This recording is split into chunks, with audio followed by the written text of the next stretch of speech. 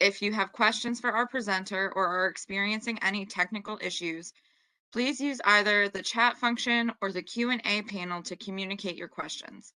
Our presenter, Dr. Robert Weiss, will leave time at the end of the presentation to answer questions. Feel free to submit your questions through the chat box or the Q&A box at any time. This webinar is approved for 1.5 PCB and/or NADAC credits, which are free. You can also request a general certificate of attendance at no charge. Please take note, it will take up to 48 hours for your CEUs to be available in your MyIRETA profile because we have to cross-check your attendance on the webinar. After the webinar, you will receive several follow-up emails. The first will be an email with a link to the evaluation. The second will have information on how to access your certificate of attendance and continuing education credits through your MyIRETA account. We may send you an additional email to remind you of the evaluation. I would now like to introduce you to today's presenter, Dr. Robert Weiss. Robert Weiss, Ph.D., LCSW, is Chief Clinical Officer of Seeking Integrity, LLC, working with sex, porn, and substance and sex-addicted men. He is an expert in the treatment of adult intimacy disorders and related addictions. A clinical sexologist and practicing psychotherapist, he has created 6 intimacy-focused clinical treatment programs in the U.S., overseas, and for the U.S. military. He serves as a subject matter expert for major media outlets including CNN, NPR, The New York Times, and Newsweek, among others. He is the author of 10 books, including Prodependence, Sex Addiction 101, and Out of the Doghouse. His Psychology Today blog, Love and Sex in the Digital Age, has had over 20 million readers, while his podcast, Sex, Love, and Addiction, has generated more than 900,000 eager listeners since its inception in 2019. Okay, Dr. Weiss, if you are ready, I will hand things over to you. Oh, you're muted. Just a second.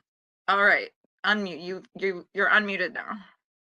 Okay, just so you know, I can't see you or me, but that's okay. I'm going to get going regardless. Okay. Hi, everybody. Thank you so much for having me. I'm out here in California where the weather is freezing, and well, for our standards. Good morning. My name is Dr. Rob Weiss. My expertise is in human sexuality. I've spent about 25 years as a licensed clinician, writing, engaging in treatment development, and my arena has always been human sexuality, whether that was addictive sexuality or compulsive sexuality, which is my sort of home base. But then getting a PhD in all of this, I have a much broader understanding of human sexuality from a variety of levels. What I want to talk to you today about is very simple, which is number one, how do we talk about sex in treatment and what is sex in treatment and how do we deal with sex in treatment? My experience as a clinician and also as an educator is that we don't really teach it or talk about it.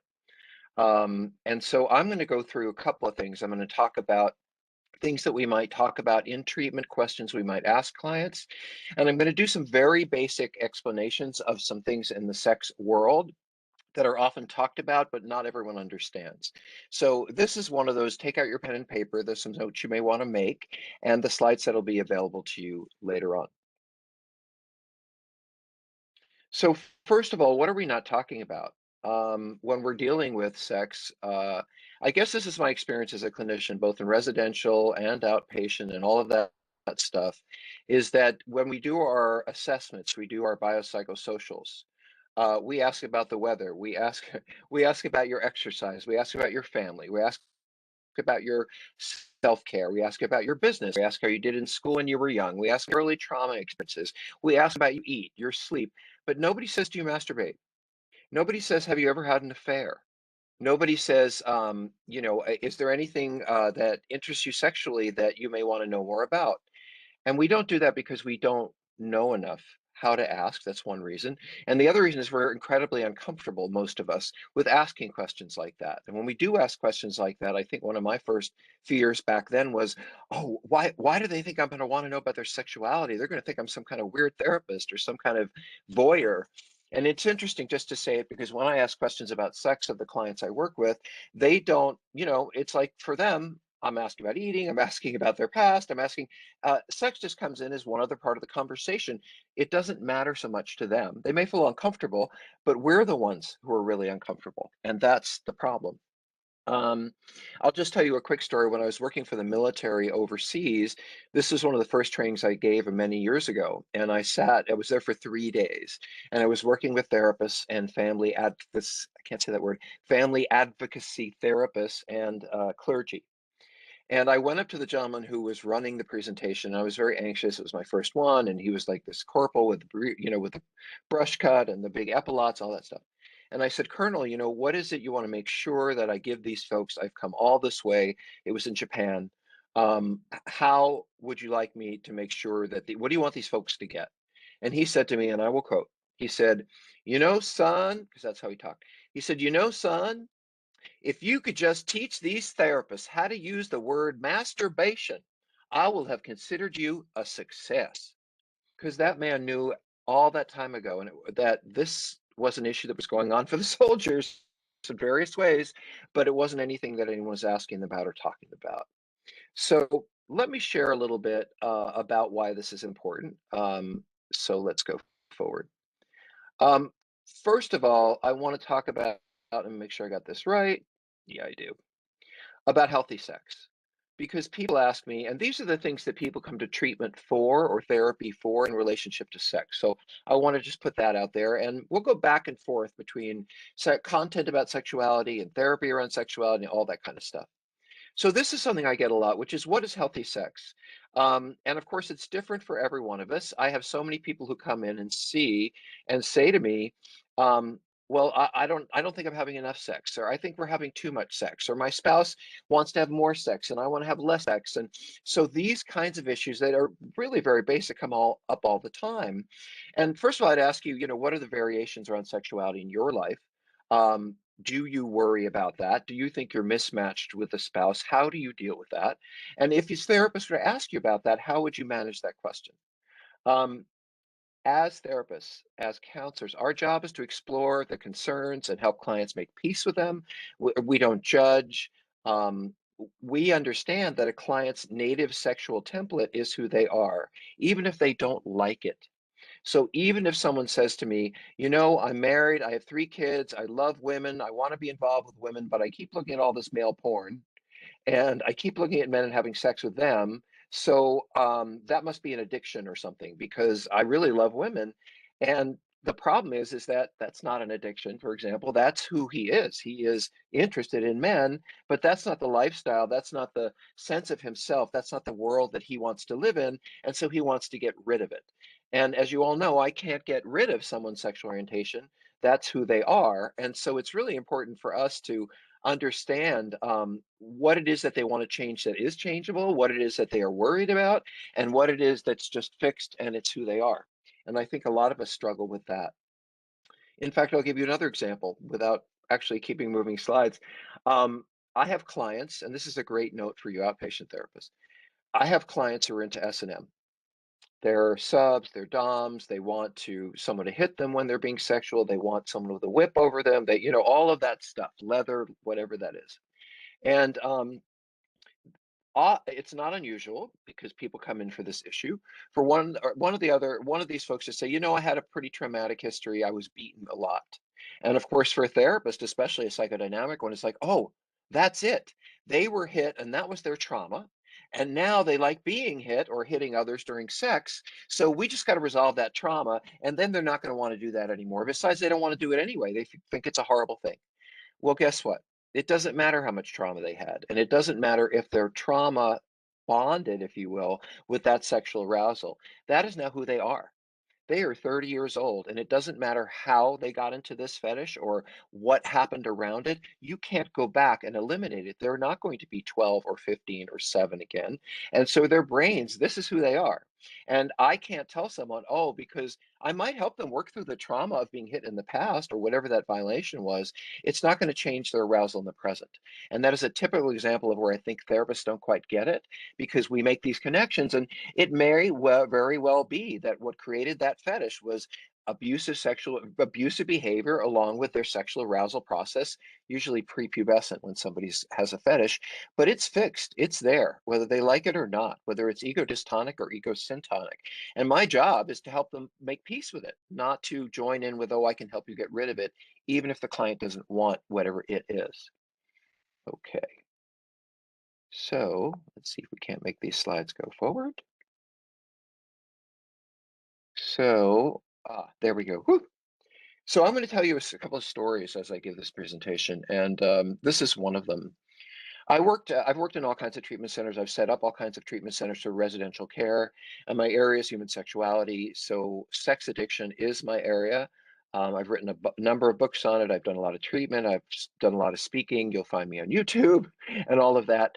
But I do a lot of work in the sex addiction field, and that's how I became interested in the relationship between sex and drugs. Why do certain people do certain drugs when they're being sexual? Why do certain people do other drugs when they're being sexual? Why do some people, that whole arena really was, after working with sexual issues for so long, the drug piece started to feed in. And so I was working at a treatment center, and those of you who want to understand what a treatment center is like, and someone says, well, I want you to go evaluate that, and I'm talking about residential or intensives IOPs. If you ask me, how do I determine whether it's a good program? I'm going to do the usual stuff. I'm going to look at charting and relationships. But the most important thing to me in terms of how the quality of care is going on is I'm going to sit in group therapy. Because my belief system, especially in any kind of addiction program, this is what I was organizing, if you sit in group therapy, you know everything. The quality of group, the way it is going, the way the relationships are built, the way you have clients both confront and nurture each other. Really, I think doing treatment in that way is holding the clients in our arms and giving them a place to grow together and keeping it safe for them. So I sit in group therapy for about a week, and if I want to determine what's going on in that program. And so I'm going to tell you a couple of those stories. I was sitting in a very high-end, 70,000 treatment program. That's what they were, that's what they did, that's who their clients were. And I don't judge those things, I just try to help. So I was sitting in group, and this one guy kept saying, when they said, what are you here for? What's your problem? He would say, Coke and hookers. Coke and hookers. That's my thing, Coke and hookers. Now, this is a drug and alcohol program, and a pretty good one, despite their price. So, so during the week, they kept asking about his coke use and how did he use and where did he use and what were his triggers and how could he get around them and all that relapse prevention stuff. But guess what was the one thing they didn't ask him about? They didn't ask him anything about it. I would call them sex workers, but what he called hookers. And we're getting toward the end of the week. This is a true story, by the way. His wife was coming for the final weekend, the family weekend, before he went home. And I said to the staff around Thursday, do you mind if I sit with him privately and just talk to him a little bit? And they said, sure. And he knew what I did. And so I was talking to him about sexuality. And I said to him, I just have a question for you. And of course, no one had asked him this in the time that he'd been in treatment. I just thought I would give it a try. And I said to him, how many hookers? Like, how often do you see these people? And let's say in the last year, how many sex workers have you seen? And he's doing this. And he turned to me and he said, about 100. Now you tell me. By the way, I said, where do you get your drugs? From the sex workers. How do you get it? They bring it to me. Um, this man's key connection with his drug abuse or his substance abuse disorder is his relationship with his sexuality. He goes and sees 100 sex workers a year, and he does drugs with them. How likely do you think it is that he's going to get sober and stay sober and not relapse if he doesn't look at the fact that he goes and sees all these women, whatever he's doing? Oh, and by the way, of course, it's a secret because he's married and has 3 children.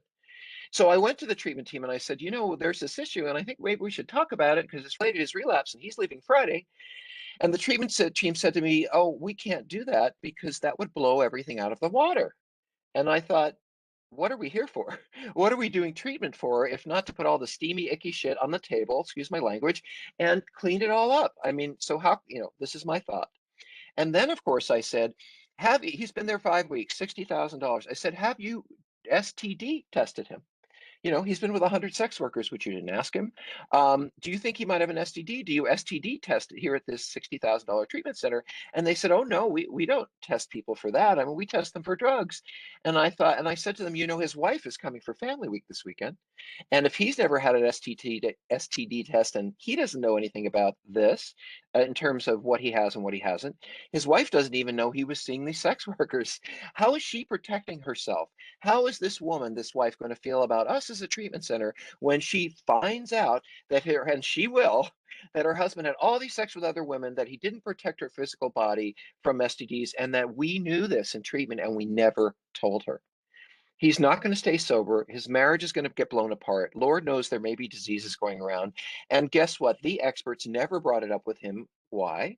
Because they weren't trained how to talk about sexuality. They were too embarrassed. They were too uncomfortable. They didn't even see the relationship between that and the drug use. He was not going to get sober there.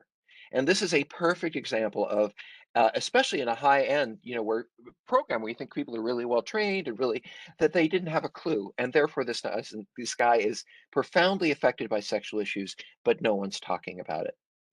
Now, I want to give you another story because I like telling stories, and then we'll do more education. I was working in a less fancy treatment program where people were there for insurance and they were there for drugs and alcohol, and they were in all kind of mixed groups. And I was sitting in group, same thing, sitting for a week, determining the quality of the program clinically. And the whole week, is different, talking to, there are a bunch of young people, there's some married people, there was an older person in the group, and we're talking about sex, and we're talking about having sex during drug use, and, how did did sex ever affect you? Have you ever been abused? All that stuff. And as we got to the last day, I did what, a good clinician would do. I said to the group, I won't be here again. I wonder what it was like for me, this kind of guy who talks about these topics, to be here in the group. And I went around the group to see what their experience was of my being there and how did they feel about it. Was there any processing we needed to do since I wasn't going to be back? And I got all the way to the last person in group. And this last person in group was this sweet little old lady. Excuse me, she's saying old, but I'm also in that bracket. She was probably in her late 60s. And she didn't look like most ladies that I know in their 60s in Hollywood look. She looked 40. I mean, I'm sorry, let me say that back. She didn't look 40. She had gray hair. She didn't have any work done. She looked like my grandma did. This sweet little old gray haired lady. And I said to her, how was it to have me here? And she said, well, it was interesting. She said, but I don't know why. I'm a Christian and I'm a grandmother, and I don't know why I would be in a group where they're talking about sexuality, but I'm glad you were here. And she said, you know what? As the week went on, I thought there might be something here for me that I should mention. And so I said to Grandma, what is it that you feel you should mention? And she said, well, my husband forces me, we shouldn't say the word force. My husband wants me to watch porn with him 3 days a week, which I do. And then he makes me have sex with him. And I really, really don't like the porn. And I really don't like it when he wants me to have sex with him afterward. But I'm a good Christian woman and I want to do what my husband says. And if this is what makes him happy, this is what makes him happy. I really don't like it. No one had ever even thought about talking to this nice, sweet old lady about her sex life. And guess what? This was her third trip to treatment to the same center. And no one ever said in your relationship with your husband, because she looked like a sweet-year-old little grandmother. Who would ever ask her or think that sex has anything to do with her issues? When the truth is, she's going to be back in that treatment center with a fourth relapse because no one took the time to bring it up. And of course, I ran to the family therapist and made sure as she was leaving that they'd know and all this kind of stuff. It never occurred to her, and no one asked her. This woman is going to be back for a fourth time in treatment because her shame and self-hatred and sense of obligation in her relationship around sex keeps driving her to drink. By the way, if you work at a treatment center and they say, we are such a good program that people don't just come here once, they come here every time they slip. And I thought, I don't think I'd want to be known as the place where my clients keep relapsing, and we're really proud that they keep coming back to us. But in any case, she was going to be back for sure. What are we missing in cases like these? What are we not seeing that's right in front of us? And is it the client's responsibility to bring it up? Because I would say to you, as a colleague said to me, that sexual secrets are the ones that bring us the most shame, and yet those are the last ones we'll ever talk about. Those are that we're going to bring to our grave kind of stories. And that also will kill some of our clients or increase their depression or leave them with their anxiety or their relationship problems because we haven't talked about it. So I'm going to keep moving on. I've been very interested in this question, as I said to you, about why people would choose one drug over the other and in relationship to their sexual life. And I think I'm getting a handle on this. And I just thought it was interesting to mention. So I work in a program that treats men who have sexual compulsivity, sex addiction, but we also treat men who have paired sex and drug addiction. And so they have co-occurring disorders between the sex and the drugs and the sex and the drugs. And so what I've noticed over time is who uses what drug and why. And this is purely experiential. I let you guys do the research. I already have a PhD. But what I've noticed, um, there's a word for that when you coincidentally, what I just happened to notice, I know there's a word for that, was that the men who came in who had problems with speed and meth, this was a lot of gay men, but it was also some straight men. When you get underneath the drug issue, they have tremendous sexual shame. Either the gay men were very homophobic and had highly religious conservative backgrounds and then got out of those to go live their lives, or for some reason, with some of the heterosexual guys, there was tremendous shame around sex and their bodies and all of that. But guess what? When they did meth, when they did speed, guess what happened to all those inhibitions and fears and self-hatred? It all disappeared. I had a 52-year-old overweight lawyer with no hair on his head when he was doing meth say, I thought I was a sex god. I should have been a sex worker. That's how powerful it was to me. So people who do speed and meth, in my experience, again, it's not research based, but this is the kind of stuff that interests me, is that people who do amphetamines and speed related to sex are trying to get beyond something they can't tolerate. And when they take that drug, they feel like sex is the most amazing thing and how they've always wanted to feel around sex. So they really don't enjoy sex or can't enjoy sex without the drug. Um, I don't think they're going to be able to stay sober on the drug until they deal with the underlying issue. And by the way, when I talk to people about compulsive behavior or sexual behavior that involves drugs and alcohol, and we go through a timeline, 9 times out of 10, they're going to tell me, oh, yeah, well, actually, I had the sexual issues long before I started drinking.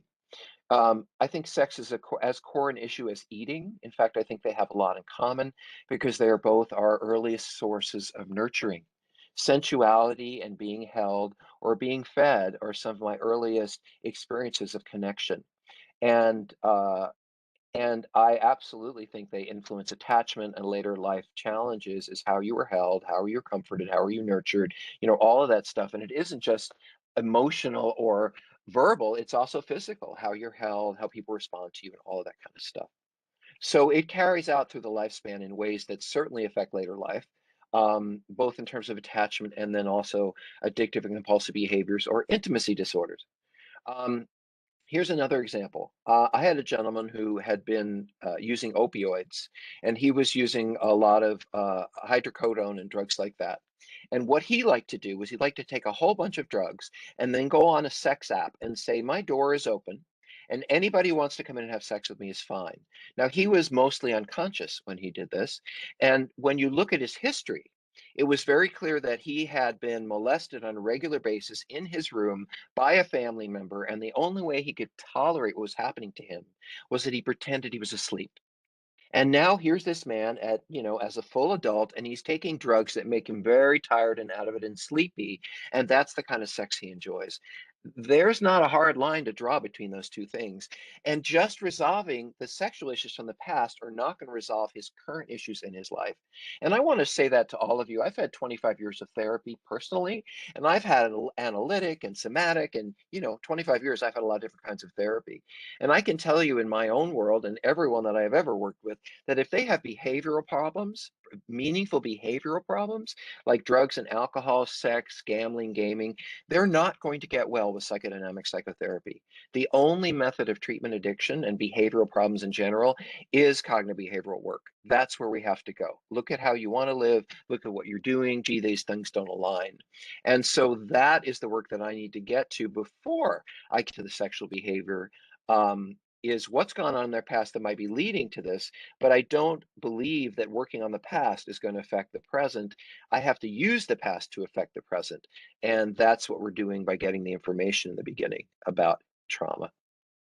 So, in my mind, what are we missing in our assessments that we could gain information about our client sexuality without before we even meet them. And so in a residential program, I would use the word intake. When in an outpatient setting, I would use the word, first initial call or check-in or why are you calling me or what would you like this session to be about? And here are some questions that I think are fairly innocuous to me, fairly broad and general questions that I would ask somebody if I was doing a phone intake. I was talking to them for 45 minutes or an hour or half an hour about, their eating, their exercise, their family issues and all that. So here's some general questions that are broad that I might ask people around their sexuality and their romantic life. So I would say something like, over the past year or so, are you feeling uncomfortable about your sexual life or comfortable with it? Is there anything that bothers you about it? Do you have any secrets around sex? Is there something that maybe other people don't know and you don't want them to know? Do you have any concerns or has anyone else expressed concerns about your intimate or romantic life? And finally, if someone was there for drugs and alcohol, I might say something like, gee, do you think there's any relationship between your using and your sex or romantic life? These are not questions that are particularly uncomfortable for clients. I hope that these are sort of general things that we can ask, certainly when we're first sitting down with a client. These questions in a biopsychosocial, what bothers me, and I don't know if this is your experience, but when I work with clinicians and they're training around assessment and evaluations, and they're out of school or they're interning or whatever that is, or even people who are long licensed, it's like they want to talk about everything up from the belt line and everything down from the thighs, but there's nothing in between that we talk about or want to talk about or deal with. And I want to ask you, how many people struggle with sexuality and intimacy? How many people who have underlying issues with sex, romance, intimacies, touching, connection, and yet we don't talk about it? And I'm not going to keep banging you over the head with that. I'm just saying that a good basic introductory course into human sexuality will be very helpful for everyone. Now, you may say, well, I know how to have sex, and I hope you do know how to have sex. And you may say, I enjoy sex, and I hope that you do. But do you understand fetishism? Do you understand paraphilias? Do you understand what it means when someone comes in and they like to hit people? Do you understand what it means if somebody has vaginismus and they're having vaginal pain when they're sexual? Now, you may refer out, and absolutely, we need to refer out to experts if that's what's required. But if we're not asking the questions, if we don't know how to deal with it, if we're too embarrassed, how are we going to manage getting them to the right referral, getting them the right information? And you know as well as I do that if someone's embarrassed or uncomfortable about something, they may meet with us for 6 weeks or 6 sessions or 6 months before they ever bring it up because they need to feel so safe with us for them to bring it up. Now, here are some more evolved questions about human sexuality that I would ask people if they were in treatment and I was doing some kind of an intensive evaluation rather than on the phone or something like that. So, if I had someone in front of me and they came in with intimacy and sexual issues, um, well, if they didn't come in with those issues, I'd ask that first set of questions. If they did come in with those issues, I would ask something like this: how often do you masturbate? Do you masturbate? Do you use porn? If so, how often? Are your relationships monogamous or do you have other agreements? Not cheating, but do you have an open relationship? If you're married, have you had any affairs in online or real life? And if you have, does your spouse know that you've had affairs? Has anyone in your life expressed recent concern about any aspect of your sexuality or romantic life? Again, I'm not talking about deep details about sexual issues. I'm talking about general things. And yes, masturbation is a general thing because we all do it and we all share it. And I can say to somebody, do you ever eat starchy foods? Do you ever masturbate? And to me, it's the same thing. And we have to get there because if we're uncomfortable asking about or talking about these issues, our clients are certainly not going to be comfortable. They're going to pick up on that right away. Other questions I might ask: do you have any questions about fetishes or what we might call atypical sexual behaviors, like BDSM or foot fetishes or all that kind of stuff? Are there any issues between you and your spouse around sexuality that bothers you? So, ooh, somebody wrote something. I want all of you to know. Oh, okay. You can get this later. So you're going to get the slides later. So don't worry about that. Um, how do you feel about being a man or a woman? I will tell you very honestly, my 14-year-old nephew, well, his mother came to me and said, I need to tell you something, Uncle Rob. I want to be a girl, 14 years old. And I knew immediately it was not a phase. No 14-year-olds bring you that. They may say, talk about fluidity.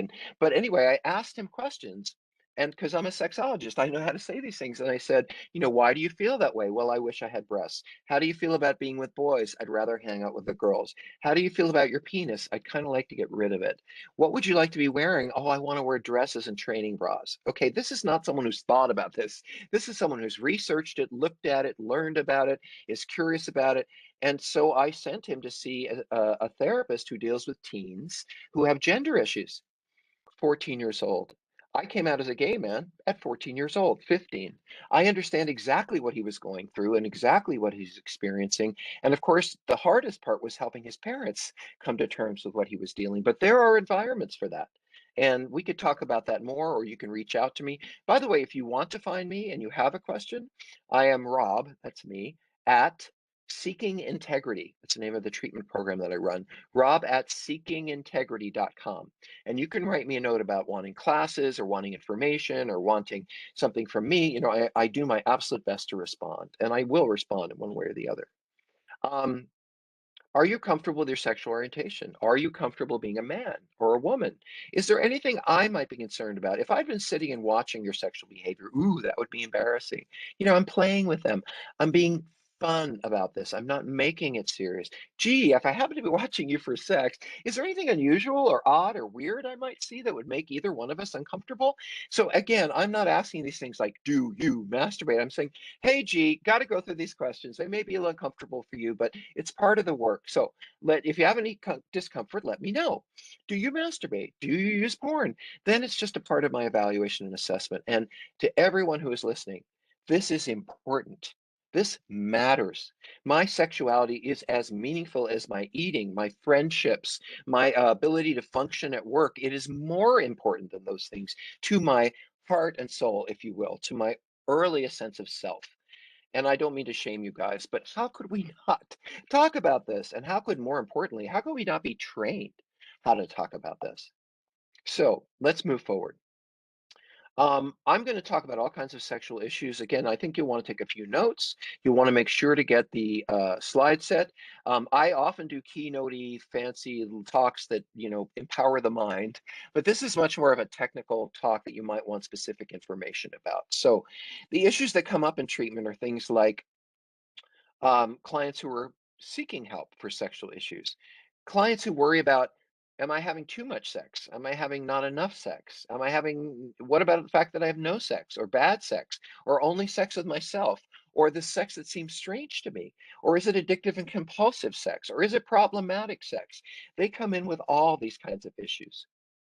Occasionally, they are the presenting concern, right? But more often, they're kind of lurking in the background because of our shame, our inabilities, certainly how the culture experiences and talks about sex. Um, and when they come to light, we begin to start talking about, not surprisingly, self-esteem, body image, mood issues, relationships, addiction, trauma. A lot of it lies underneath that rock. As we open that up, things start coming out. Um, and by the way, if you don't know how to ask about something and don't know how to talk about something, you probably are best to not treat it. I run a consultation group, and if you're actually, again, I'm Rob at seekingintegrity.com. I don't charge for consultation group, and I run a consultation group about human sexuality and treatment. And the most frequent questions that come up, I've been running consultation for 2.5 years now, um, are about cheating, sexual orientation, transgender issues, and maybe S&M or fetishism. And it's not unusual for me to have a clinician come up in my consultation group and say, I have a guy who's looking at people's windows. He's upskirting. He's got a camera and he's looking up their skirts as he walks by them. So he's a voyeur. And in other words, he's a sex offender. And, a therapist will say, I don't have a lot of experience with this, but, he has a lot of trauma and he has all these issues and he clearly needs help. And, he was arrested a few years ago for that and he's trying really hard to stop or whatever it is. How can I treat him? Is the question that comes up in consultation. My answer is don't. We don't need the money. We don't need our reputations to suffer because there are specific areas around human sexuality that we don't understand. I will make referrals for you. You can write a note. There are a number of organizations. And by the way, at the end of this slide set are all the organizations for education, for knowledge, for clients, for sex offense, for all of it around the, websites you can get more stuff. And let me say this, by the way, because it's in my mind. If you want more information about human sexuality, go to the internet and especially go to YouTube. I wanted to know about more about S&M. And I went online and I found young women who were 25, 30, talking about leather and lace and how it worked and what agreements were and what safety was and how they didn't have shame about it. And, these are the kinds of things that I learned from, that I teach students about, and then I show to staff because they don't understand. How could this be healthy? I don't do it. I don't know anything about it. So how healthy or not healthy something is, the way they practice it, what is safe and what is not safe. What if somebody comes in and says they enjoy choking people during sex? Please refer out when you don't know. I promise you it will come back a hundredfold. And these may be many issues that you simply don't know how to work with. Great. Send someone out. This isn't something you're going to learn in a conversation with me. Um, so I run intimacy disorders and compulsive sexual behavior disorders for women, and I have. And so there's a few things when I hear this from a woman patient in residential, but also in outpatient, I think about, there's probably some stuff. Thank you. Someone said Reddit is also a good place for that information. Thank you. Um, so when I work with women, I think about sexual issues when I hear these issues: eating disorders, body dysmorphia, strong narcissism, early complex trauma. When they start talking about dildos and porn and getting paid and sugar babies and apps, and that generally, triggers my brain. If they're having major relationship and sexual issues like affairs and hookups and things that they're hiding, I'm constantly assessing for co-occurring.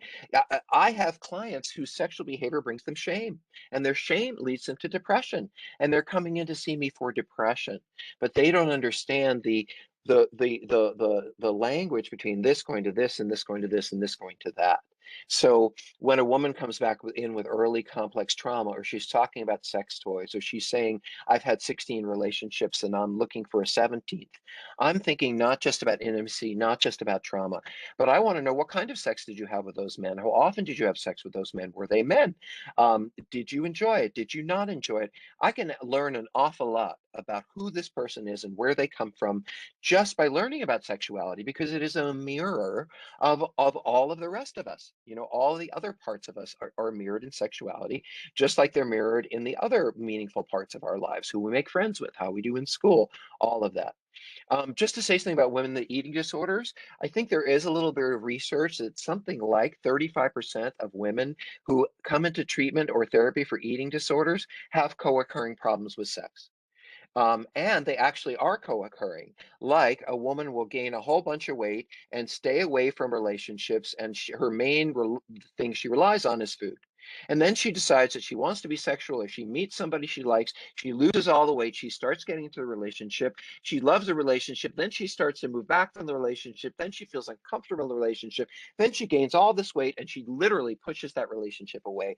And these women who often have a lot of trauma, although sometimes they're personality issues, bounce back and forth between food and sex. That is a very frequent scenario that I see with women. But, that's not something we would automatically think of when we think of eating disorders in a woman. It's one of the first things I think about is, how comfortable are you with sexuality? How have you played out your sexuality? Do you think it has a relationship to your eating issues? Because I have too much knowledge to not ask those questions. Um, so, questions that come up for clients that are directly related to sex. So, we have sexual orientation, gender identity, kink and fetishes and paraphilias, sexual dysfunction, um, infidelity, hypersexuality, meaning too much sex, like sex addiction, hyposexuality, like avoiding sex or not having sex. And by the way, they are extremes that have similar issues. The person who has sex all the time, the person who has never had sex, it's kind of like an eating disorder. There's hypo and there's hyper. You have people who starve themselves, you have people who eat too much, and it's the same in the arena of sexuality. Um, We have people who come in with compulsive issues, compulsive use of porn, acting out unfaithfully with compulsive and addictive issues. We have sexual offending.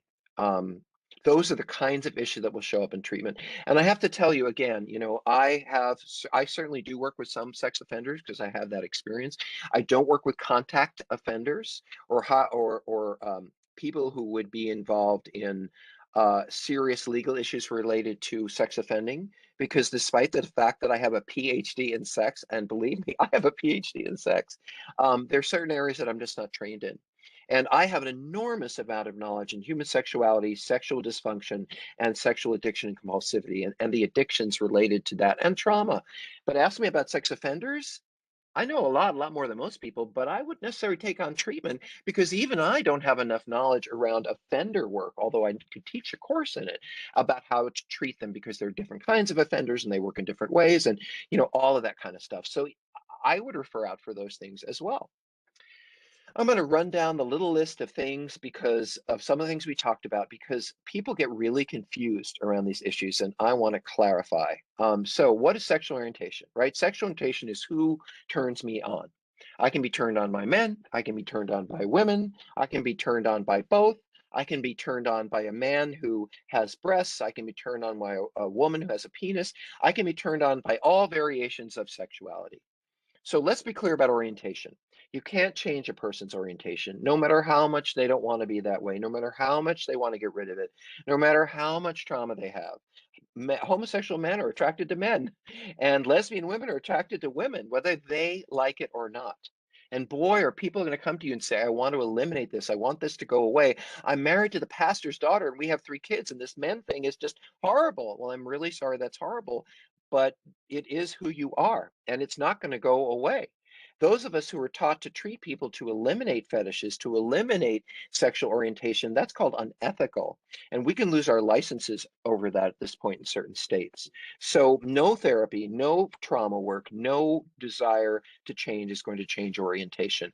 And if that's something because of your own beliefs, spiritual beliefs, religious beliefs, or whatever, you can't help that person with, please refer them out. We would really appreciate that in order to support them. Okay. So let's talk about gender identity. I'm pointing these out because these are all hot button issues right now, especially among young people. Gender fluidity, gender identity, sexual orientation, sexual expression. When I teach students, like master's level social workers, about human sexuality, they know everything about gender fluidity. They know about trans issues and gay issues, and they know all about that stuff more than I do. Trust me, they could teach the course. But the minute I talk about compulsivity or offending or sexual dysfunction, they don't know, have a clue.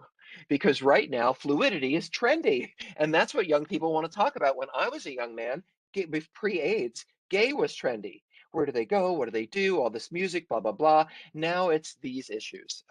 Unfortunately, we older folks, some of us, and I mean just over 30, don't necessarily know what these words mean. So, sexual orientation, who turns you on? Gender identity. First of all, it's fixed, um, meaning I feel myself to be. So, my nephew, who has changed his name from Jack to Marilyn, that's not true, but I'm going to give you a general example. And now I call I call her Marilyn, and I use female gender terms because that's who she is. And she already is having hormone treatment, all that kind of stuff. That's where she's going. That's not going to change. She feels herself to be a woman, even though she was born as a man. There is no part of her that wants to hang out with the boys and play ball. There is no part of her that wants to put on jeans and a t-shirt and run around in the mud. She wants to go shopping and try on dresses. I'm not saying that she has to do a stereotypical gender issue in order to make her identify as a woman. Lots of guys like to go shopping with their girlfriends, but nonetheless, this is who she feels herself to be, and that is who she is. You cannot change how someone feels about their gender. They may have surgery, they may not. More often these days, transgender women are having, are having sex on the top, but not on the bottom. And we don't judge any of this. By the way, there are no real medical issues with this. We no longer send people to see a psychiatrist for a year if they want to change their gender identity. We just make sure they're seeing experts who can support them in this. And the road might go, first you're trying on women's clothes, seeing what that's like. How does that feel? How do you feel in the world? Then let's talk about hormones. I mean, there's a whole process to this. You don't just, decide to do that one day. Um, if they feel terrible about their gender, they have gender dysphoria. It's a long-standing discontent with the birth at sex. My nephew would be miserable if he was told, man up and be just more like it. You got to toughen it up. And that's when people kill themselves. When the people in their lives tell them that their deepest feelings are wrong and broken and shame them around sexuality. That's when people don't want to live. That's when they run away from home. That's when they have these kinds of problems with their sexuality throughout their life. Um, when I deal with someone who has different gender identity and they want to have surgery or go on hormones, they do need specialists. I can tell you, and again, I am Rob at seekingintegrity.com. I'll tell you where to find courses on transgender issues, certification, all of that, but please don't treat it unless you have the education. These are very complex issues. Now, it doesn't mean that has to be your expertise, but if you want to work with someone who walks in your office and you want to talk about these things, you need to know about these things. Um, let's see what we've got now. So gender identity is how the sex or gender that I feel myself to be. I look like a man, but I feel that deep inside I need to be a woman. That's gender identity. Who do I feel myself to be? Sexual orientation. Who turns me on? Is it a man? Is it a woman? Doesn't matter my gender. Sexual orientation is about how I look out there. Gender identity is how I feel in here.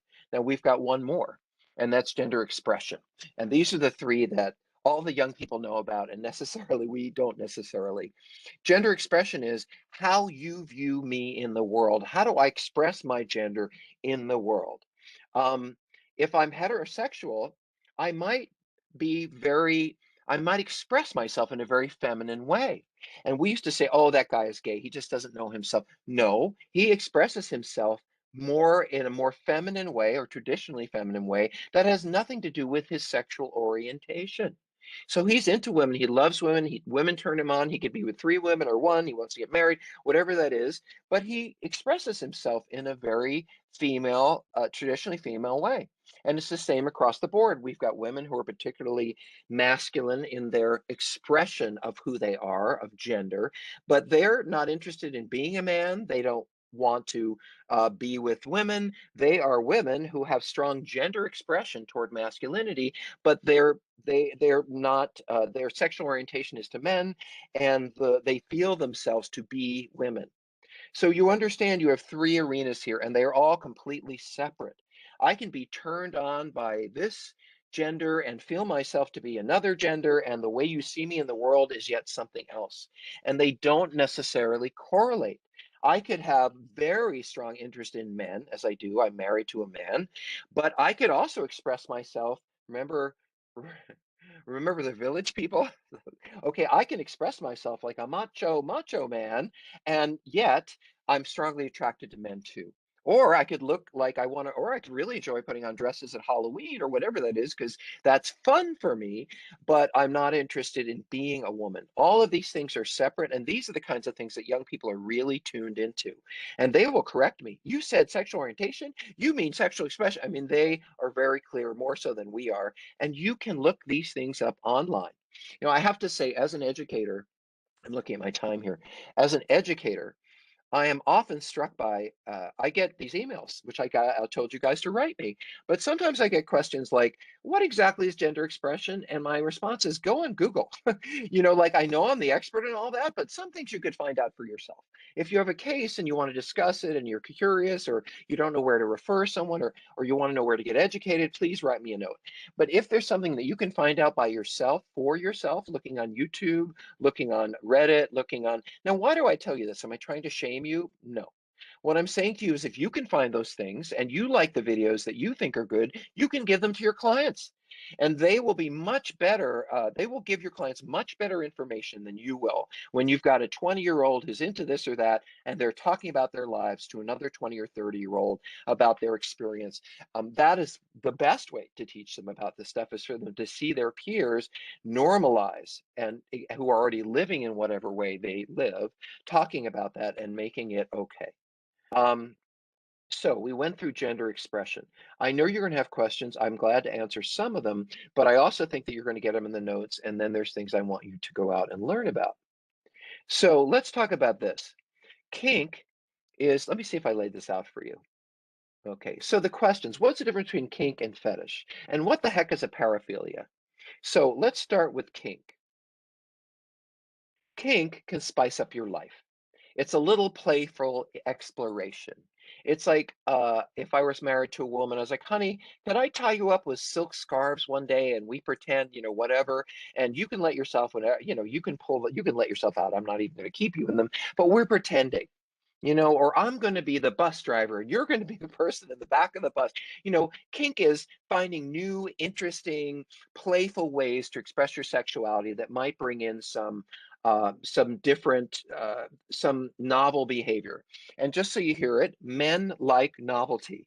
Men like new experiences, and we like new stimulation. That's how we operate sexually. So bringing in a little kink or trying it a little different way, that is going to interest and arouse us. Whether you're a man or a woman, or I come home and you're in a little maid's outfit, that might turn me on, because it's different and it's unusual, and it sparks something in me. Kink is fun. Fetishes are different. They're when you have some form of what we might call kink, a particularly playful or different, I must say different than a missionary position, heterosexual kind of sex. Um, Fetishes are deep and abiding, and for many, primary forces of sexual arousal. So let me tell you what a fetish is. A fetish is an object that gets turned into something else. It's given power that it does not have. So there are religious fetishes, right? There are Native American cultures that might pray to something that's been carved out to look like corn, and they are praying for a better corn crop. Well, that really is just a piece of wood that's been carved into a piece of corn. It doesn't have any real meaning unless you endow it with special spiritual qualities, and then it is a fetish object. So fetish, the word, has to do with empowering objects to have personal or emotional meaning to us.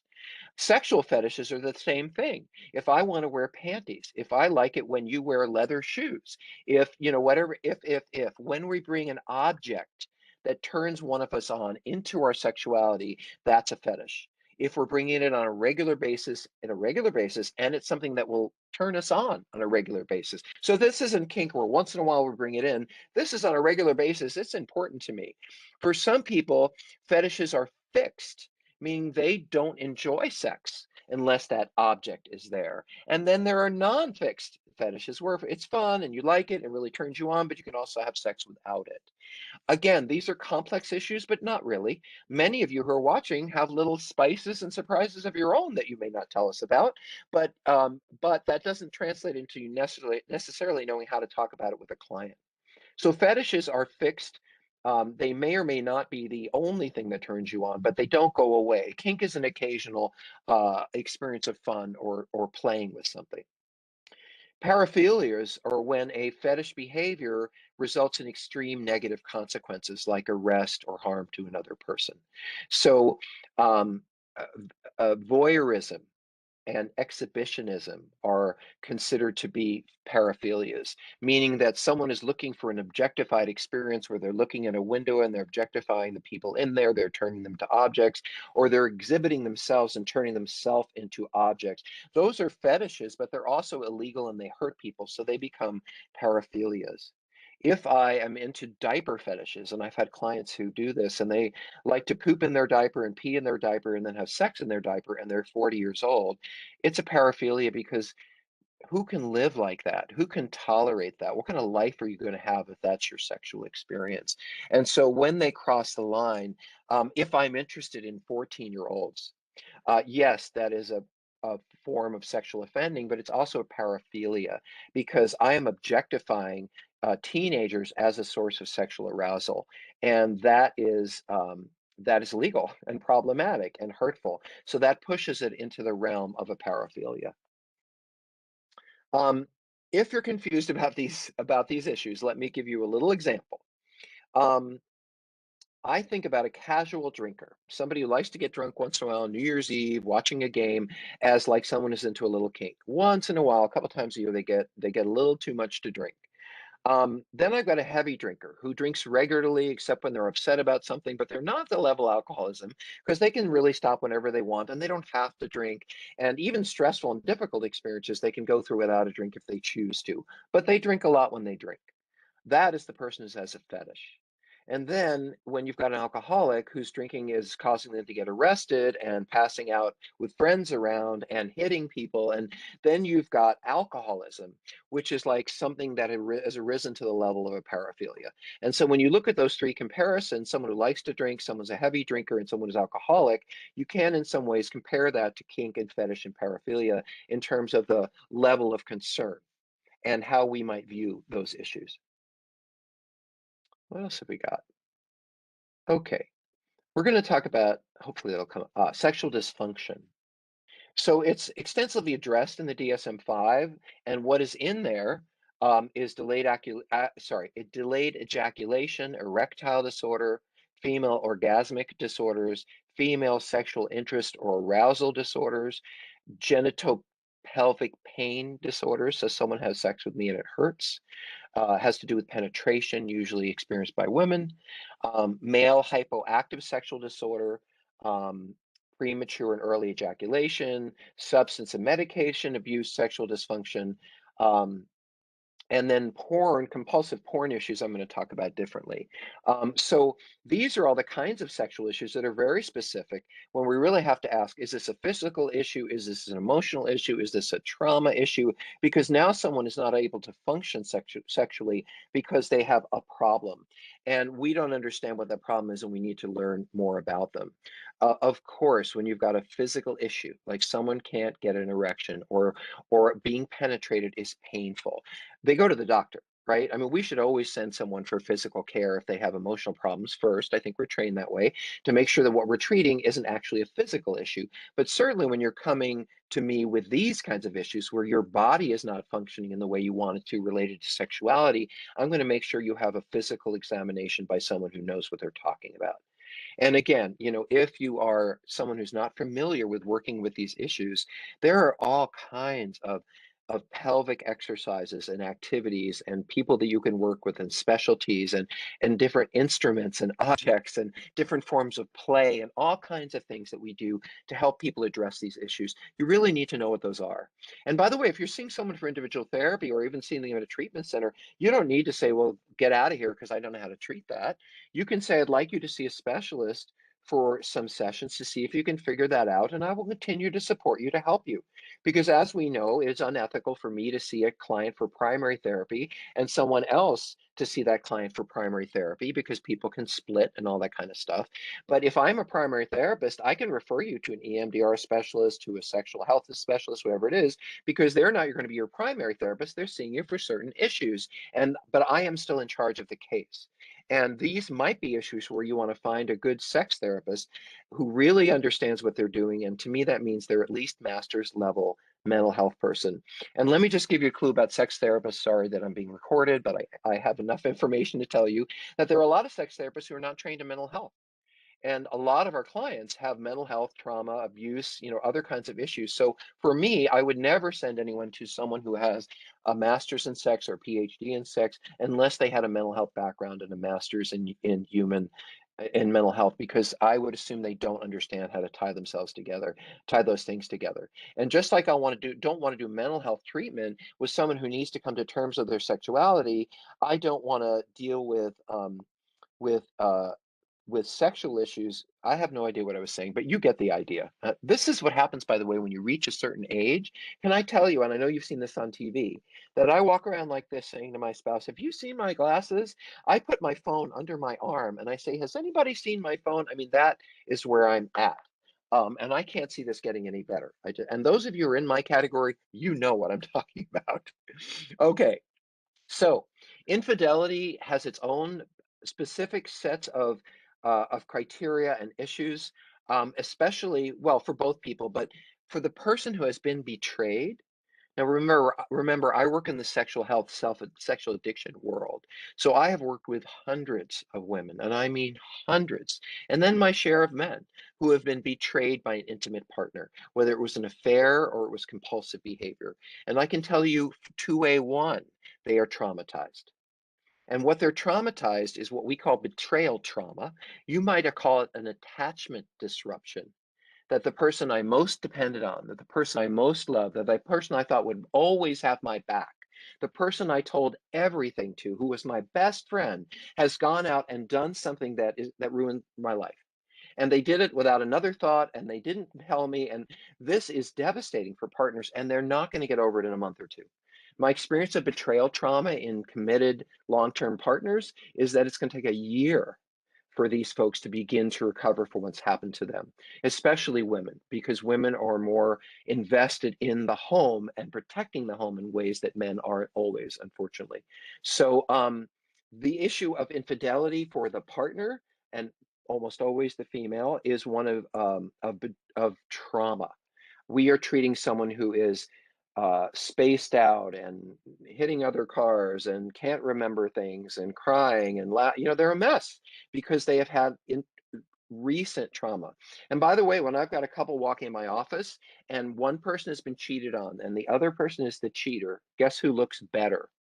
The cheater, because the one who's been cheated on is crying. They've gained 12 pounds. They're a mess. They're all over the place. They're saying, how could this be? My life is ruined. And the person who was cheating is just sitting there saying, yeah, I didn't mean to hurt them. And I really wish they'd forgive me. But on some level, they're also saying, I mean, if you were married to a mess like this, because they look like the good one. And it's so easy to say, oh, that person is the pathology. And this person who's, they just had an affair. But who wouldn't have an affair when you're living with this crazy person? But how did that person get to be a crazy person? And who were they a year ago before any of the infidelity started out? And you begin to realize how much this has affected that person. That person is in crisis. Just to mention a little bit of infidelity. Now, infidelity is not inherently pathological, although it can become pathological if it takes on a life of its own and spirals out of control and becomes more like an addictive relationship to sex.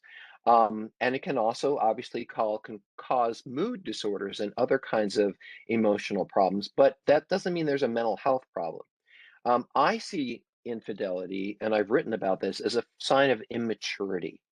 When I go out in the world and I don't have you in mind, when I'm able to go out in the world and just do whatever I want to do and not think about you at all, even though I'm committed to you and married to you, on some level that is, we take all the angry, mean words out of it. It's immature.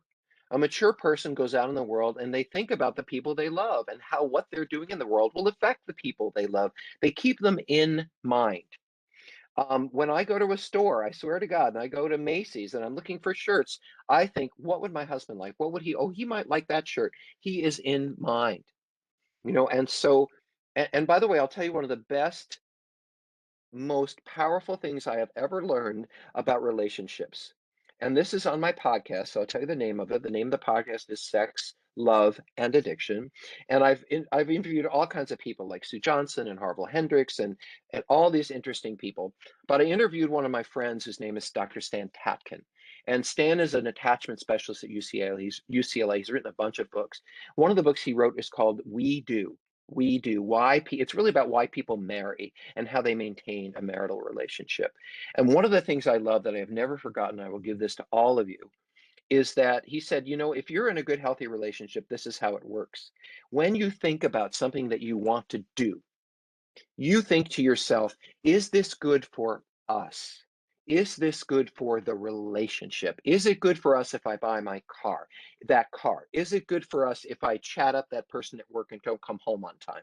So when I say to myself and I make a decision, I say, this is good for me, I'm out of the relationship. When I say this is good for you, I'm out of the relationship. It's not my priority. When I say what is good for us, that will always keep us in line in our decision. I'm not going to go out and cheat on you if I'm looking for what's best for us.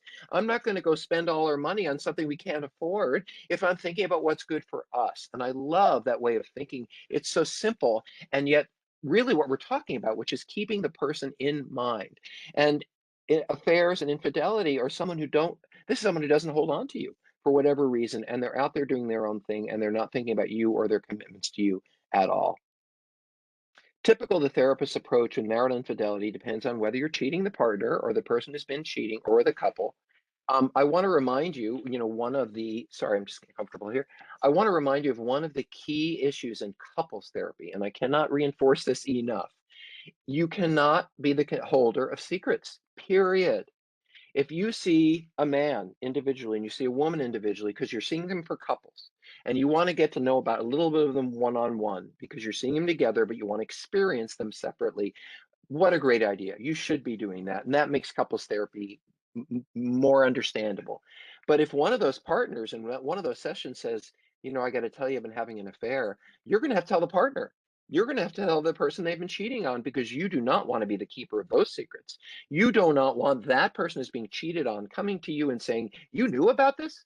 You're supposed to be our therapist and you knew about this? How could you keep the secret from me? And so when you are a couples therapist, one of the rules that I tell folks when they first walk in is I don't keep secrets. That's not my job. And be aware that if you tell me something that you consider to be a secret, it's going to come out among all of us, because I am not going to protect you from your partner. I'm going to invite you to be in the world with your partner. So I just want to remind you of that for your couples therapists who think, well, I'll just hold on to this and I'll say it at the right time, or there isn't going to be a right time. And you're not the one who needs to say it. You need to be in the room when the person who's been cheating says it. Hey, Mary, I met with Jack last week. He's got some things to tell you. Let's get into that. Um, so when I treat people who cheat, I'm very directive. This is cognitive behavioral stuff. This is, you love your spouse, you say you care about them, but you did this. So these are your thoughts, and these are your actions, these are your behaviors, and these are your cognitions, and they don't match. Remember how I said that if you're dealing with a behavioral issue, you need to use cognitive behavioral therapy, not psychodynamic, not psychoanalytic, not Jungian, not somatic. It's about behavior. And so when I'm talking to someone who has cheated, that is a behavior, and I need to help them look at the disparities between how they want to live their life and how they are living their life. And that will usually drive me into the work that we need to do. And that involves things like making a contract. You're not going to call him. You're not going to reach out to him. You're not going to text him. You're not going to, whatever it is that they need to agree to not destroy their primary relationship. I'm going to want to understand the meaning behind the cheating. Everyone who cheats is going to say it's their partner's fault. 9 out of 10 people will say, well, my wife is too much this, or my girlfriend that, or my husband this or that. Nobody cheats. No one does anything because someone else is making them miserable. You do not make me drink because you are ruining my life. I can go for a walk. I can get divorced. If you gain 300 pounds and you treat me like a piece of crap, I can divorce you. But going out and having an affair with another person, that's my decision. I can never say, well, if you were just like this, or we will want to say that because that externalizes the problem onto someone else. The reality is, if I cheat, it's completely my choice. And it doesn't matter what my spouse has done or hasn't done. You don't have sex with me. What's a guy to do? Lots of things. You can go to a sex therapist. You can go to therapy. You can work on it together. You can go to your clergy. You can get a divorce. Lots of choices you can make other than this isn't happening. So what I'm going to go do is find a 23-year-old. And I think that's really important when you're treating a couple with infidelity, because the spouse will always get blamed, and they have been blamed, and they've heard it at home, because it also leaves the person who's cheating justification, and it makes them feel better. We're absolutely encourage truth telling, but I'm not going to encourage truth telling unless both partners are ready and have support. I'm not going to have somebody disclose anything to their spouse when their spouse isn't in therapy. Both people need support if we're going to do that. If the person I'm treating does not want to stop cheating and they don't have any empathy or remorse and they just want to do what they want to do, number one, I start to think a little bit about sociopathy. Because if you can't be brought to make someone feel badly about a problem behavior, they're not going to change it. If I like what I'm doing and someone shoved me into your office because they hate my cheating and they think you're going to help me with my cheating, but I want to keep cheating, you're not going to be able to help me. And no matter how I frame it, you have no interest in changing, so there isn't much that I can really do. Okay, let's see. I want to look and see how many slides I have to make sure that I don't not give you what you need. So let's talk about, we have about 20 minutes. Let's see. Okay, I think we can get through a few of these. So I think we can get through all of them actually. So how do you treat someone who's been cheated on? Um, as I said, this is a form of betrayal. And the betrayal is this. It's not that you went and you had sex with someone else. It's that you lied to me. You manipulated me. You gaslighted me. And you led me to believe that this was my life when in truth, that was my life. I don't like that you slept with a grocery clerk or you went off on a vacation and hired somebody in a massage parlor. I'm really pissed about that. But what breaks my heart is you breaking my trust. Trust is the balance point on which relationships rest. I can cheat on you and you will hate me. But what you really hate me for is I told you I was doing this. I blamed you. I lied. I manipulated. I told you I was going on vacation for on a work trip when I was really doing this. It's you're going to no longer believe in me. And that is what's going to destroy the partner because now I can't trust. As I said, one of my basic issues in life is when my spouse walks out the door, my minimum assumption is that they are not going to do something that's going to hurt me. They're not going to knowingly go out there and do something that they know would hurt me, like have an affair. But when they do, I'll never look at them the same way again because I'll never fully believe in that naive way that they would never hurt me or go out there and do something that would hurt me. It isn't the cheating, it's the lying, the manipulation, and all of that stuff that really ruins the relationship. When someone has been cheated on, they never, ever need questions at all about their part, what they had to do with it, none of that stuff. What they need is empathy. And don't talk to them about codependency, please. Because anytime you suggest, even a little teeny way, that there might be something wrong with the partner, and that's the way reason the person cheated, they hate themselves. They see themselves at fault. They already thought there was something wrong with them that this happened. Now you reinforce that. They need empathy, validation, help processing how ashamed they are for being cheated on. They need direction. They need people to talk to because who do you talk to about being cheated on? Do you talk to your kids? No. Do you talk to your neighbors? No. Do you talk to your clergy? Maybe not. Who are you? Your mother? When they're going to see you at Thanksgiving every year, it's very difficult for people who've been cheated on to find someone to talk to. And once they do, it's really important that we understand that they are in trauma and they are having a crisis, and we have to use crisis intervention work with them. Partners and spouses also need help with boundaries. Are they going to sleep in your bed or not? Are you going to lock them out or are you not? Do you have healthcare issues? Do you need to get STD tests? Are you going to spend every minute of the day demanding that your spouse answer this question, because people who've been cheated on become detectives and they are absolutely going to ask every question in the world. And they're going to say, if you just tell me this one more thing, then I'm going to feel okay. And of course, they never do because they've been cheated on. And that one question is going to bring another question, is going to bring up another question. By the way, I did write a book for men who have cheated on women called Out of the Doghouse, a a relationship saving guide for men caught cheating. And there's a Christian version and there's a non-Christian version. And actually, to say it's my most popular book because in my experience, I have never met a man yet who understands how to heal cheating in a woman.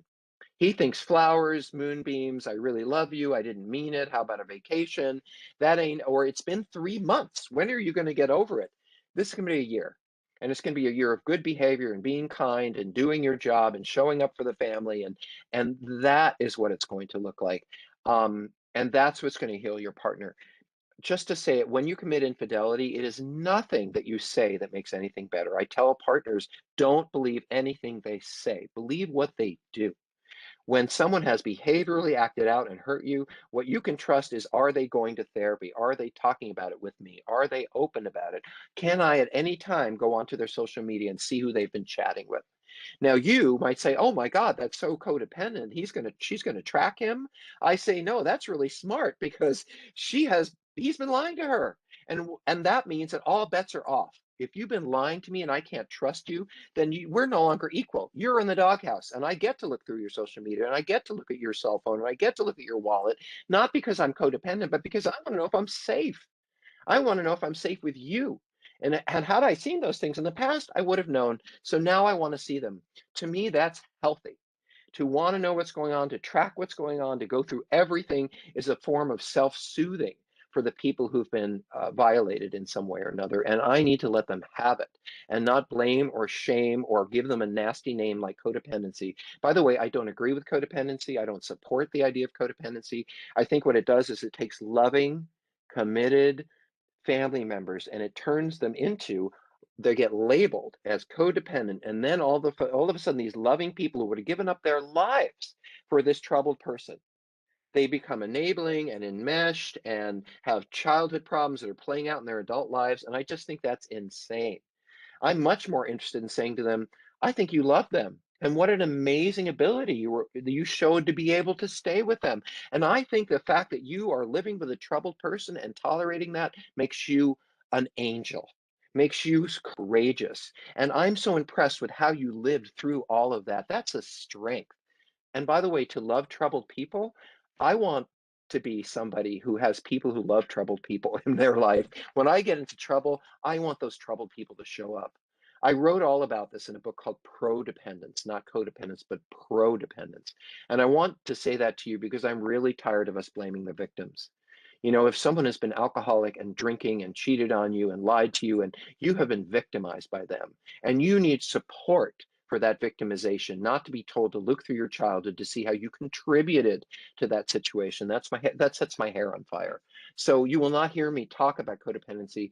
Plus, it's not a diagnosis. It's never been proven. It exists in 400 self-help books. There's a lot of reasons why I have problems with it, but you can read Prodependence and find out why. But you won't hear me talking about this because I believe that spouses and partners who've been cheated on, who are involved with an alcoholic, whatever that is, they have a right to know everything that they want to know. And who wouldn't want to know? Because if you had cancer, I would give everything to you and I would want to know everything about cancer.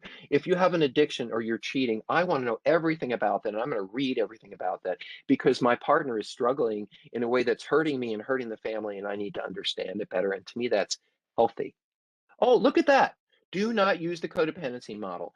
You know how I learned not to use codependency is when women who'd been cheated on for years were told, we need to examine your history and what you went through and what did your mother and what did your father. And I think, how could you ever want to ask this woman what is wrong with her history? There is nothing that that woman could have done to make this man sleep with 12 women. That was his decision. And why would we ever want to turn to that partner and say, gee, let's look at your part in his alcoholism, let's look at your part in her using? I don't have a part. My part is sticking with you, loving with you, seeing the good in you, hoping things are going to get better, running around and trying to learn everything I can about it to heal our family. That's hero's work. So please don't talk to me about codependency. It does not exist. You can't bill for it. It's not on the DSM. It has never been proven. And I think it's time to move on. But that's a whole other lecture. Um, so let's see. We want to talk about sex briefly. Um, what's the difference between hypoarousal and hyperarousal? I'm just going to say this quickly. So the hypersexual person is deeply involved in having a lot of sex. That doesn't mean they're an addict because addiction is not defined by how often you have sex. Just like alcoholism is not defined by how often you drink. I might have half a glass of wine every night. That doesn't necessarily make me an alcoholic. Um, However, the way that the alcohol affects my life, that's how I determine addiction. My drinking has lost my job. It's gotten me a DUI. It's not how much I drink, it's what it's doing to my life. So it's the same with addiction. The fact that I want to have sex with lots of people, that may not be good, that may not be right, that may be whatever it is, but it's not addiction unless it is destroying my life or someone else's life. And it's at the same end. If I don't have a lot of sex or I don't want to have sex and or I'm hyposexual, it's nobody's business.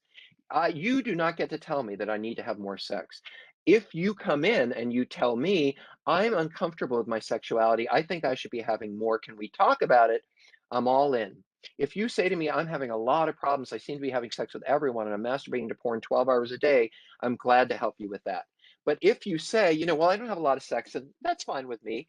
It's fine with me too. I might be curious about it, but I'm not going to pathologize it or challenge it, or because everybody gets to have their own sex life, and it's up to them, not up to us or anything we may believe. It's up to them and what they believe, as long as it is not pathological or causing them extreme pain or dysfunction.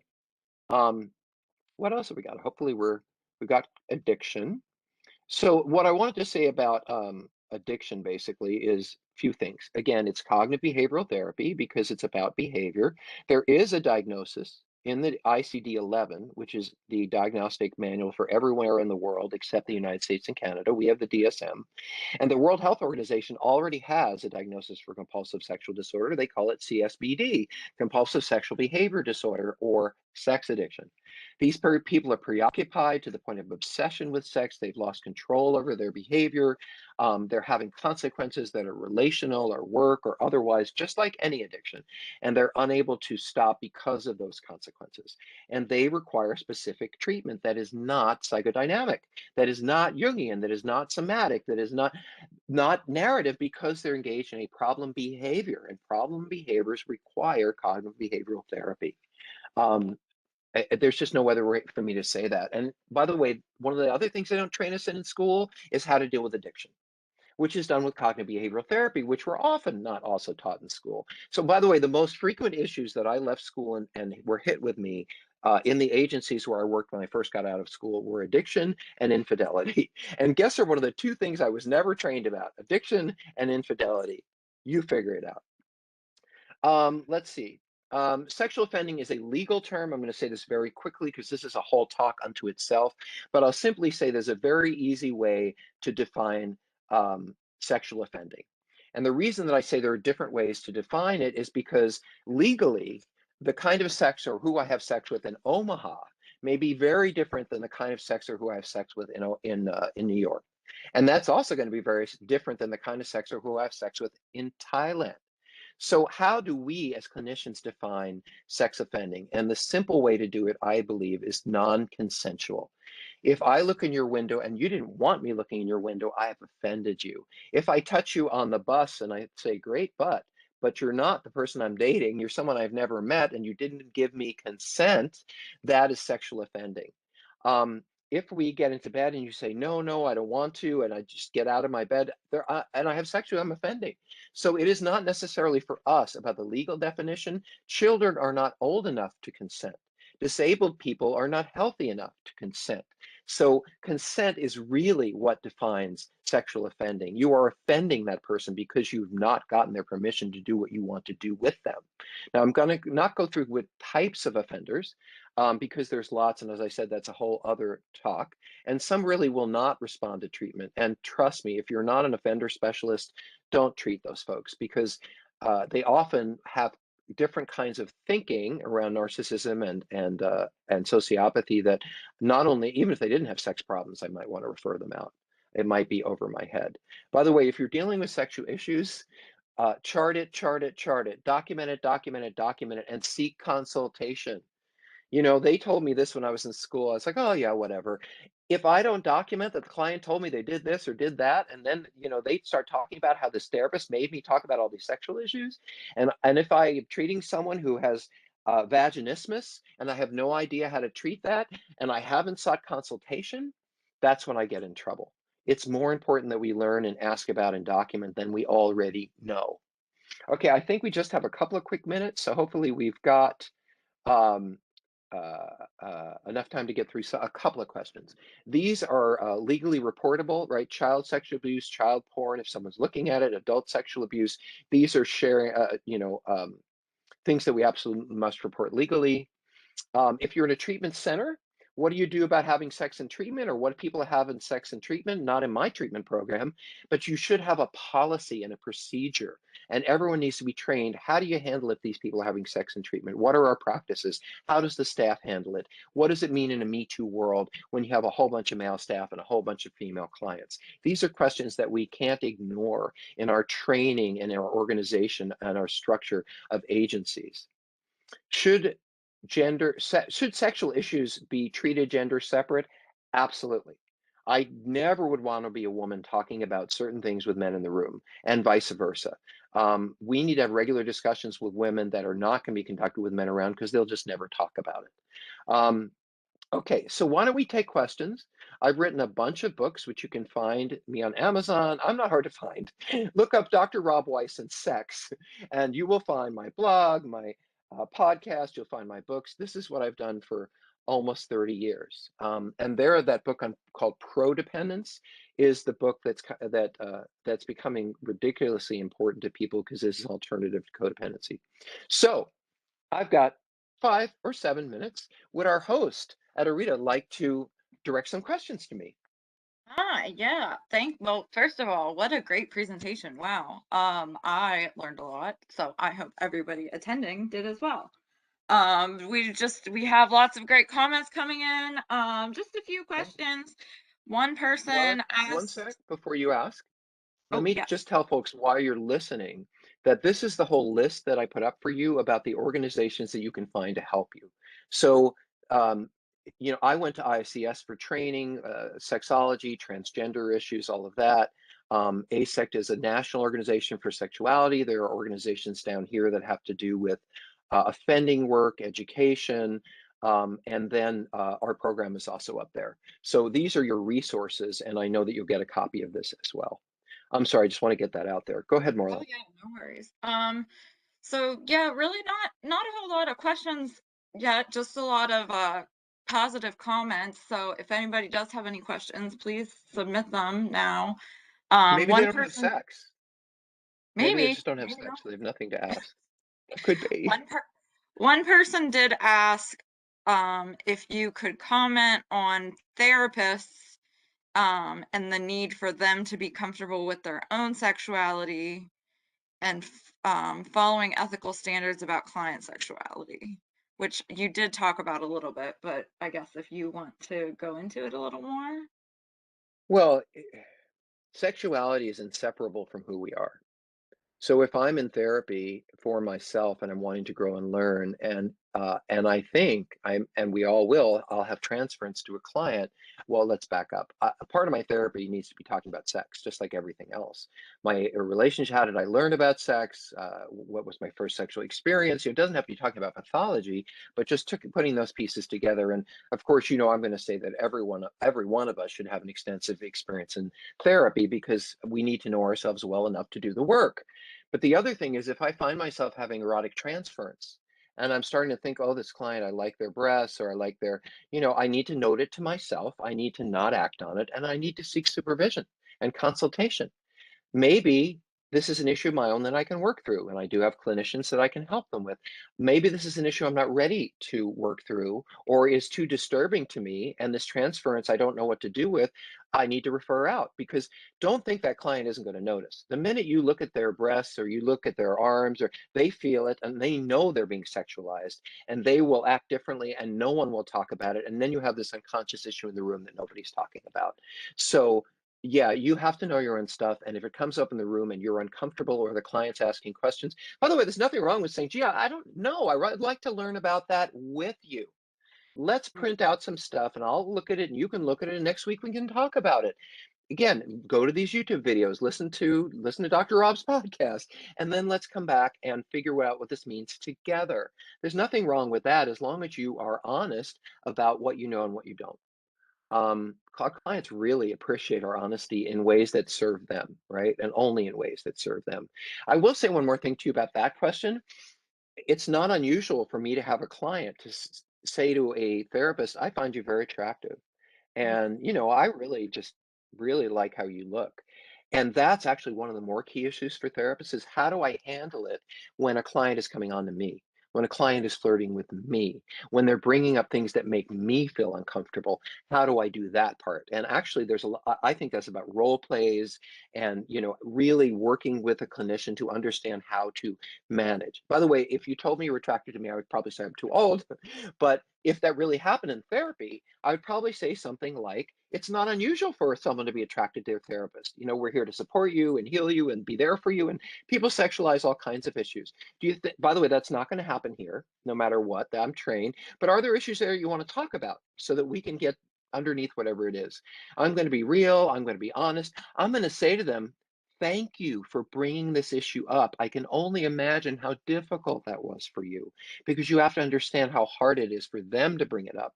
And so then, yeah, you either know your stuff or you don't, but seek consultation and document. You will never go wrong when you seek consultation and document. We have time for one more question. Yes.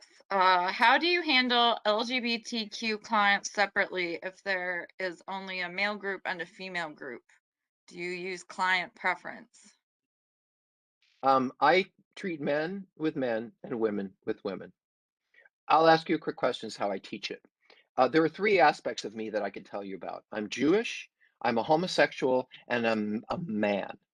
Which do you think is the most primary, basic issue that drives my life around those three? Because I can tell you it's being a man. The way I am, my testosterone, the way I am built, the way my body's built, the way I look at others, the way I objectify. It doesn't matter whether I'm straight or gay. And actually bothers me when people split those groups because I think it reinforces prejudice. I want gay men to be around straight men and realize that they're not terrifying and they have very similar issues. I want the straight guys to realize, oh, that guy's not going to hit on me. He's not acting out against God. He's just a regular person. It's really important for me to normalize those issues, especially when we're talking about sex. And it's the same, and it's the same for the women. And I would really prefer that men and women are not in most of the groups I do because I don't want to have to deal with that issue. No, oh, you guys are sitting together. Oh, I hear you're calling each other.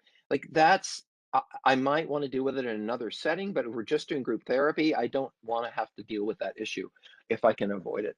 But then I have a treatment and residential background. So, I have a lot of reasons to want to keep those people apart. But I never differentiate. If I had a gay men's group and they need to talk about gay men's issues, then I would have a gay men's group. But if I have a men's group, we're talking about addiction or relationships or any of it, it's a men's group because I had a penis long before I realized I was homosexual, and certainly long before I knew that I was a Jew. And I then, think we did it, Marla. oh, yes.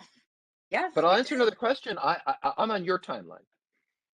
Oh, I was just going to ask to follow up with that because since you talked about gay men and gay women, some people might have questions about handling transgender or non-binary individuals. That I do by assigned gender. So I ran a treatment program. I ran two treatment programs recently for intimacy disorders and sexual disorders in men and women. And of course, and this was residential. So I had the men in that program and the women in this program. And if you came in and you were a post-op, you were a post-op woman who was transitioning to being a man and you were already on hormones, you went with a man because you identify as being a man. And I sincerely doubt there's going to be problems in there because you're probably interested in women, but nonetheless, no, I give you a private room because it might make other people uncomfortable to understand your body or look at your body, or it might be mutually uncomfortable. But if you identify as a man and you've taken steps toward becoming a man, you go with the men. And it's the same for the women because that's who you're going to identify with. You are a man, you are a woman inside of yourself. And that's who I would consider you to be in treatment. All right. Well, yeah, that's all the time we have for questions. Thank you, Dr. Weiss, for such a great webinar. And Thank I'm you. very glad that this went off without a hitch after all, all our technical And I want you difficulties. guys to all go out and have sex. Just go out and have sex. I know this is it's going to make your day. By the way, again, on this slide, I am Rob at seekingintegrity.com. You can find me on YouTube. You can find me my podcast. I'm sort of everywhere at this time. So thank you for joining me. And thank you, Arita, for asking me. I love Yes, your platform. definitely. Thank you so much. If anyone wants to stick around, I'm just going to go through some quick housekeeping items for the CEUs. We would like to remind all participants that the recording of today's presentation will be uploaded to the webinar library located on IREDA's website sometime next week. Once we have these resources posted, a link will be sent to all of today's webinar registrants. I now want to remind you of our evaluation and CEU process. You will receive several follow-up emails from us. The first email will include a link to the evaluation, and the second email will include step-by-step instructions on how to obtain CEUs. Please note that it will take 48 hours for your CEUs to become available because we have to cross-check your attendance records. We would like to specially request that you fill out our evaluation. It should take no longer than 2 minutes of your time. Again, we want to thank everyone for taking time out of your day to participate. And if you have any questions at all, please email us. The email address is info@ireta.org. And with that, I will conclude the webinar. Thank you so much. Have a great rest of your day.